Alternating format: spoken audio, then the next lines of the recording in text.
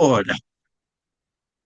Hey, folks, welcome to the Camp Constitution Report with your host, Hal Shurtleff. This report is heard on our YouTube channel, our Rumble channel, as well as Podomatic, Spotify, and about a half a dozen other podcast formats. Brought to you by Camp Constitution, which, among other things, runs a week-long family camp. And this year's camp is coming up July 13th to the 18th at the beautiful Singing Hills Christian Camp in Plainfield, New Hampshire. We have a great lineup of instructors as we do every year and all kinds of recreational events. So to learn more about it, campconstitution.net. We have Alex Newman will be returning. He's one of our favorite instructors, Professor Willie Soon, one of the world's top atmospheric scientists. Pastor David Whitney of the Institute of the Constitution, just to name a few. We also have a ladies' retreat coming up in early May here in Alton, New Hampshire, from May 2nd to 4th. And to learn more, just visit our website and reach out to us. Also, our Facebook page. Now, I always say we have a special guest, but all my guests are special. This particular guest I heard about through Gary Pinford and Elena, and she is the producer and director of American Groomer, Elena Barbera. Hope I'm pronouncing the name properly. And so Gary sent this to me, and I watched it. It's only, I think, about 36 minutes long, but it's a really incredible documentary, and it's available free to the public. Of course, donations are accepted because a lot of money goes into producing these things, traveling around the country, and all the editing and all the other work, and promoting it too. That's the important thing. So, Alina, thank you for coming on. Thank you for having me. Uh, I'm 60. I'll be 66 pretty soon. And I never thought, 20 years ago, and I was very much aware of what's happening at a very young age. In fact, I remember back when I was a young teenager, even younger than that, and how groomers would operate a little differently. They operated outside of the law, and they, instead of going inside the classroom, they would seed the classroom or the schoolyard with pornography and then entice young men. That's how they did it back. Now it's in the classroom. And you would think, no matter what your political persuasion, your religious convictions, that you would automatically think this is wrong. Children should not be sexualized, period. Anyway, tell us a little bit about your background and what motivated you to do this program. So my background is I'm just a regular American, like everybody else. I was just living my life, just had my job. And I lost my job, was one of the first people to lose their jobs during COVID because I worked in live entertainment at the time, and our industry was the first to shut down. Oh, sure. Yeah. So my son in July of 2022 said to me, "Ma, do you want to be on a YouTube video with me?" And this is something I never would have come up with myself. And I said, "Yeah, whatever," because I'll just support my kid in whatever little venture he has. And it kind of blew up and turned into a business for us. And we've professionally gone our separate ways. And so I learned how to be on video and through that, right? That's one part. The other part is I'm watching the mainstream media over the course of the years, and I'm starting to realize that when I've seen something in context, that they're lying to me all the time. Everything they say, I'm like, I don't trust you guys anymore. So when I heard them talking about people who were banning books, I, of course, am a pro First Amendment, so I certainly don't want books being banned.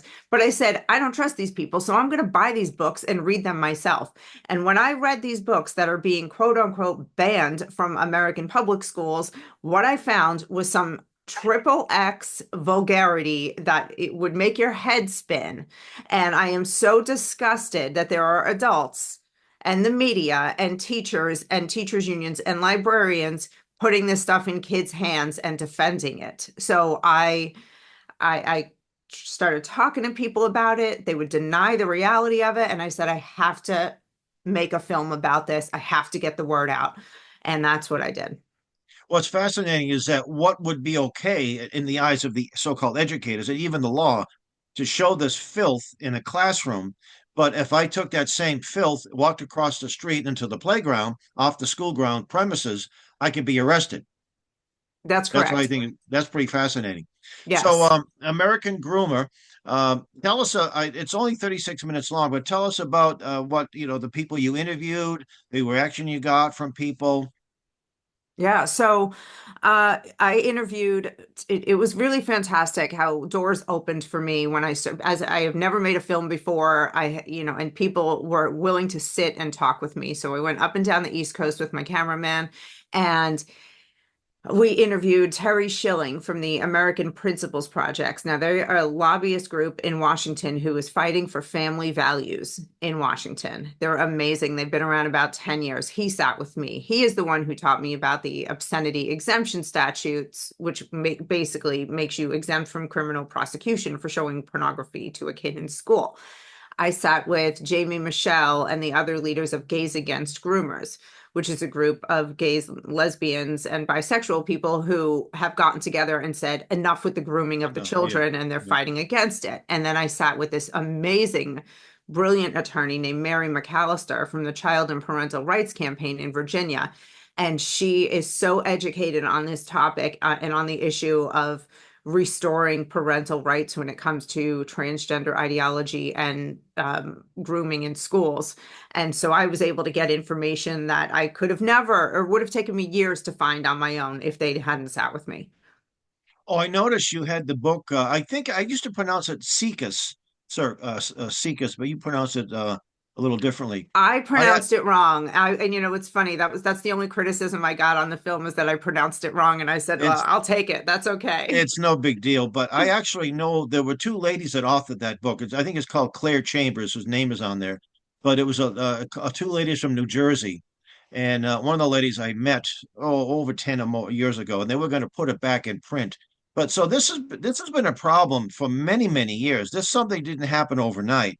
It started with Kinsey, as you pointed out in the documentary, Yep. 1946, Rockefeller money to make this filth possible and change the attitudes of the American people. And it was so gradual. It was something that people wouldn't even think about in the 40s, and by the 70s it's been introduced in the schools. And you mentioned Mary Calderon. She was the first head of SICA. She comes from Planned Parenthood. Surprise, surprise. Mhm. And now it just in such a short time how quickly the public has not embraced it, but it's almost like it's not a big deal. However, I there was a couple of good things that COVID gave us. One of them was many parents now know what's going on in the classroom. The other one is a lot of people left the city, they went to the rural areas. That's a good thing, like me. Um, so tell us a little bit about SICAS and your research. Well, it's the Sexual Education and Information Council of the United States, and they have their hands in sex ed in schools all around the country. And the sex ed is extremely progressive. I mean, the materials that we're seeing for children, first of all, they make abortion no big deal. That's right. Abortion is like, getting a cavity filled. It's Yeah, just health yeah, care, yeah. and there's no moral conversation around it whatsoever. It's a right. If you don't feel like having a baby because you'd rather make Excel spreadsheets for, some company, then that's fine. You're allowed to do that. They have materials that destroy the mentality around family. There is some of the things that I'm reading, the books that they push, say, if your parents don't understand you or want to affirm your gender identity, you can abandon and separate from them and Mhm. build your own family in our community.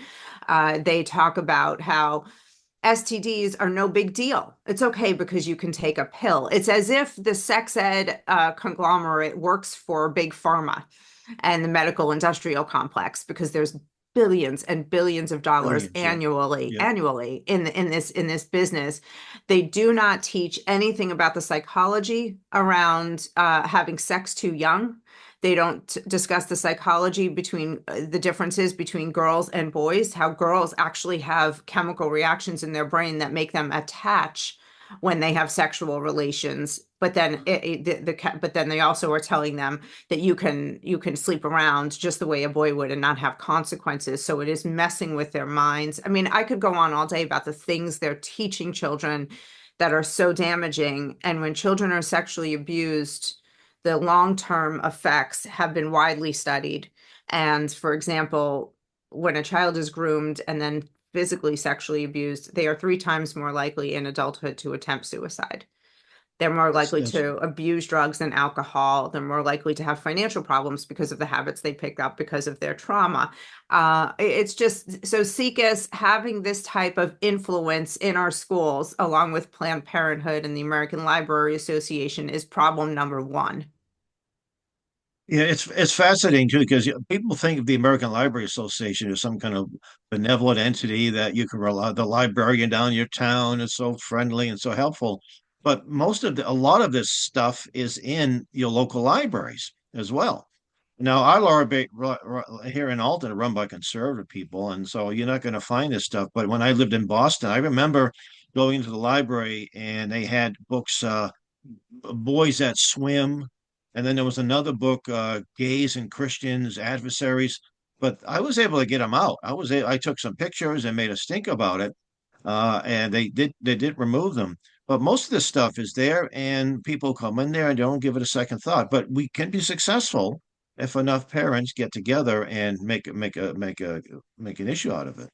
Right, but it has to be done correctly. So if you go in and you say, I don't want something in this school, if you go to your school board and you say, I don't want something on the library shelves because of an LGBTQIA theme, that you cannot, per the Supreme Court, remove because you don't like an ideology or you Mhm. don't like a political philosophy or something. Those books, a school board is not allowed to remove from a school library or classroom. But what if there's an asterisk? If there is pervasive vulgarity in the book, then you can have it removed. So when parents are fighting the school boards, they need to be smart about how they approach it legally and go in and just focus on the vulgarity.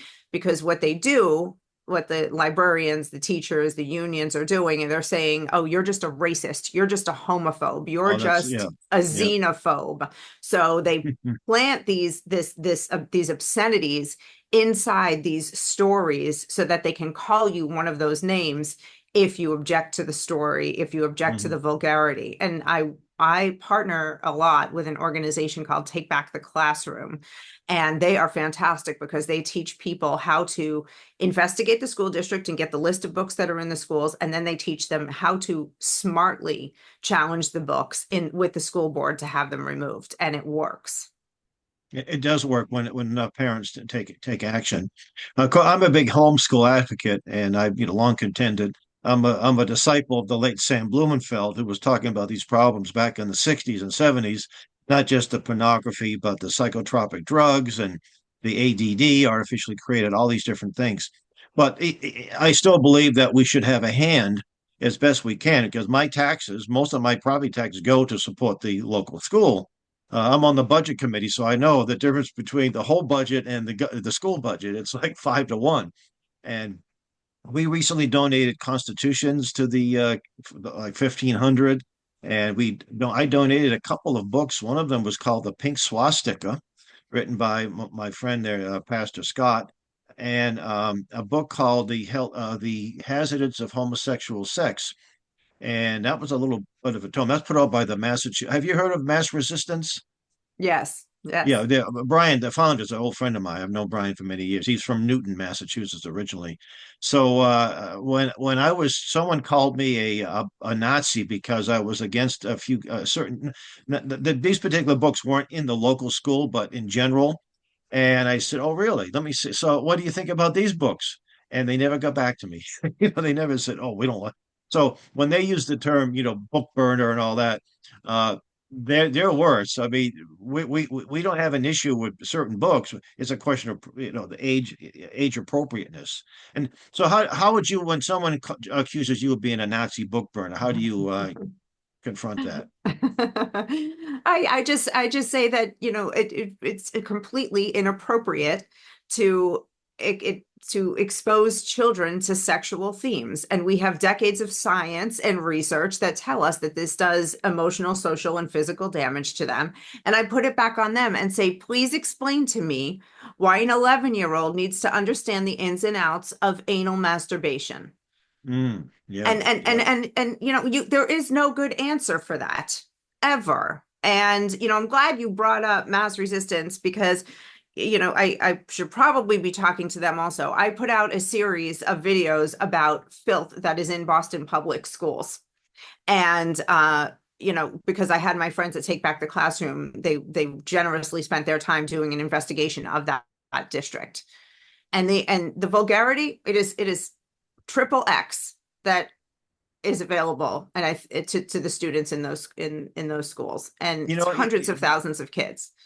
my issue here is that even if this was all removed, those teachers are okay with this stuff. To me, that's a serious problem. Yes. Even if you remove this stuff, they do it grudgingly.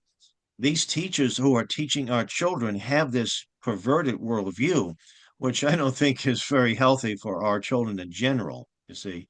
So, and that's the challenge too, because you just can't fire a teacher like you can fire someone who works at your local Burger King. You can fire them, but employees at will. But teachers they have they're tenured, they have a very powerful union. So it's very difficult to get rid of some of these teachers. And then you got to hire teachers who don't put up with this stuff. And that's in the government realm, it's very difficult and hard to find. So let's. Extremely. I'm gonna scroll down a little bit here, and we'll discuss this. So this is, I'm guessing, Midtown Manhattan. That's what it looks like to me. This young gentleman here you were talking to. Yes. Um, so American Groomer is a documentary revealing the disturbing truth about sexualization of children in American schools. And you point out too that it's not just inner city; it's schools everywhere, even in what they call red states or red cities. Correct. Uh, the average citizen is totally unaware of the societal, physical, emotional, and behavioral dangers of this appalling, astonishing fetish. Kids are being introduced to kink, taught incomplete science behind STDs. And you were pointing out that some of these people that promote this will say, "Oh, it's no big deal if you get venereal disease, you get a pill for it, or yeah, if you get Hmm. AIDS, oh, you can treat that." That's very Yep. cavalier attitude about something that stays with you your whole life. Um, so they're being introduced to kink, taught incomplete science by STDs, and are being encouraged to make dangerous choices. In the majority of states, it's perfectly legal to show your kids the filthiest porn available in school. Yes, really. Please join our mailing list below for behind the scenes update on films, filming, release dates, and more. Produced by Elena Barbera and Elena the Based Mother on YouTube. And then folks, I encourage you to visit this site to support Alina, donate money to her because we know that none of this is free. It might be free to the public, but it's not free for the average, to do it.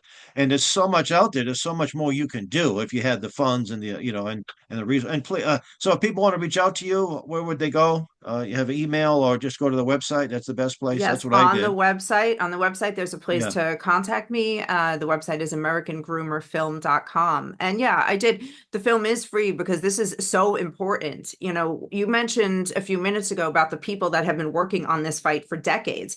And I just hit the scene a couple of years ago. And I feel like I don't know. I know you mentioned you're a Christian and you do the Christian camps. And, before I made this film, I prayed about it. And I feel like God prepared me for this with that YouTube channel and my Yes. son, and there was a point where, I'm doing this YouTube channel with my son. It's hyper successful. And he looks at me and he goes, Ma, I don't want to be the kid that's always making videos with his mother.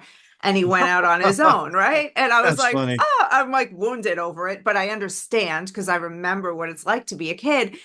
But I realized that was the point where, God was like, okay, now don't worry, I've got something else for you.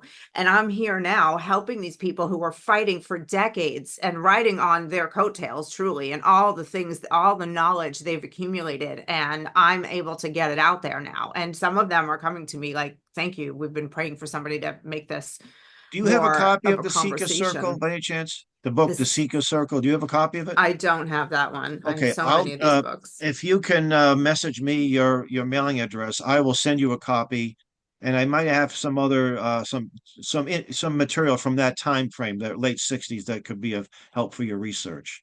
Thank you. That would Yeah, be very yeah. helpful My because my late friend, Dr. Mildred Jefferson, she was the first Black woman to graduate from Harvard Medical School. If you don't never heard of her, you should. Her character was depicted in the Roe v. Wade. Every copy I would get, she said, "I want one." So I must have sent her over the course of years dozens, because she always had people to get them to, because a lot of folks don't believe this. And it goes back not to 5 years ago or under Obama. It goes back to the '60s, actually the '40s under Kinsey. So Yeah. I'm glad you exposed that pervert too. You said he was a zoologist who knew nothing, and he had homosexual perverted men do the research and actually commit sexual acts on babies. That's all. And it was back in the '40s and early '50s when this was done, not something that was done, for last 4 or 5 years. What's disturbing is, okay, his research is disturbing, but then it's disturbing that he wasn't shunned from society. And That's people right. like the Rockefellers said, "Oh, I like what this guy has to say That's when right. he's saying That's that right. children are sexual from birth." And to this day, the at Indiana University, there is a Kinsey Institute Institute. Yeah. for Yeah. where they study sex to this day. So we have a rot in our society that has taken hold. And now, I mean, and right now the mainstream media and the White House, thank God, is taking action to protect children. But the conversation is still around gender ideology, which is an extremely important conversation. That's right. But That's right. I pray every day that Donald Trump learns about the pornographic books that are in the schools, because he needs to make a national declaration about this and ask a call on parents to get these books removed from their school districts, because I don't think legally he has a path to just do it with the swipe of a pen, but he can be the exposure that this whole movement's been praying for decades. For decades.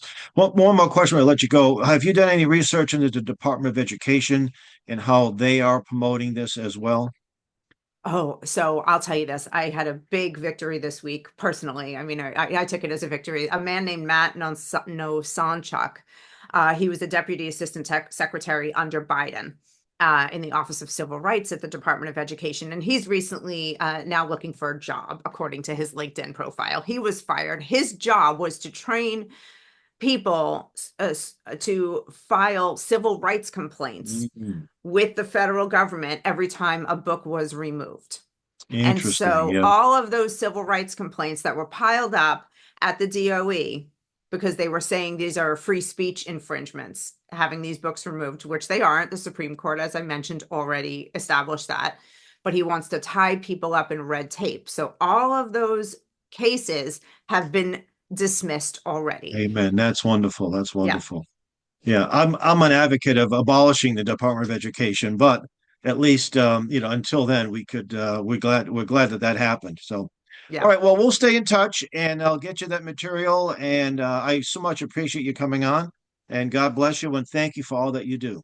Thank you for having me. All right, folks, you've been watching and listening to the Camp Constitution Report. And until next time, may God richly bless you. Thank you.